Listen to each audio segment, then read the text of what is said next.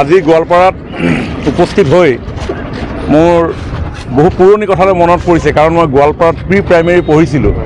সৰু হৈ থাকোঁতে প্ৰথম মোৰ শিক্ষা জীৱন গোৱালপাৰাত আৰম্ভ হৈছিল আৰু এই গোৱালপাৰা চহৰৰ মাজমজিয়াত মহামানৱ মহাত্মা গান্ধীৰ এটা প্ৰতিমূৰ্তি আজি মোৰ জ্যেষ্ঠ ভাতৃ সদৃশ মন্ত্ৰী সতীৰ্থ পীযুষ হাজৰিকা ডাঙৰীয়াৰ লগত আমি একেলগে শুভ উন্মোচন কৰিলোঁ। পৌৰসভা ডেভেলপমেণ্ট অথৰিটি সকলো পৌৰপতিকে ধৰি অধ্যক্ষকে ধৰি সকলোৰে উপস্থিতিত মই আগন্তুক দিনত গোৱালপাৰাখন আৰু দুপৰে যাতে আগুৱাই যায় তাকে কামনা কৰিছে। নামনি অসমত বিজেপি যথেষ্ট প্ৰভুত্ব লাভ কৰিছে। এতিয়া মাননীয় মুখ্যমন্ত্ৰী ডক্টৰ হিমন্ত বিশ্ব শৰ্মা ডাঙৰীয়াৰ নেতৃত্বত উজনি নামনি বৰাক ব্ৰহ্মপুত্ৰ পাহাৰ ভৈয়াম সকলো দিশতে চৰ চাপৰি চাহ বাগিচা সকলো অঞ্চলত বসবাস কৰা জনসাধাৰণৰ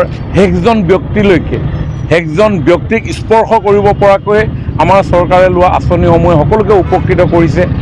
আৰ্তজনৰ পৰা দৰিদ্ৰজনৰ পৰা একেবাৰে শ্ৰমজীৱী লোকসকলকো কেন্দ্ৰীয় চৰকাৰ আৰু ৰাজ্য চৰকাৰে লোৱা আঁচনিয়ে তেওঁলোকক ভাৰতীয় গণতন্ত্ৰৰ সাংবিধানিক যি সুৰক্ষা অথবা সন্মান, সেই স্বাভিমানেৰে আজি সকলো সেই অনুভৱেৰে তেওঁলোকে জীয়াই থকাৰ পৰিৱেশ পাইছে। গতিকে মই ভাবোঁ যে গোৱালপাৰাটো ভাৰতীয় জনতা পাৰ্টীৰ মিত্ৰজোঁটক যি মৰম জনাইছে, আগন্তুক দিনত আৰু অধিক শক্তিশালীভাৱে সকলোৱে আমাক আগুৱাই লৈ যাব।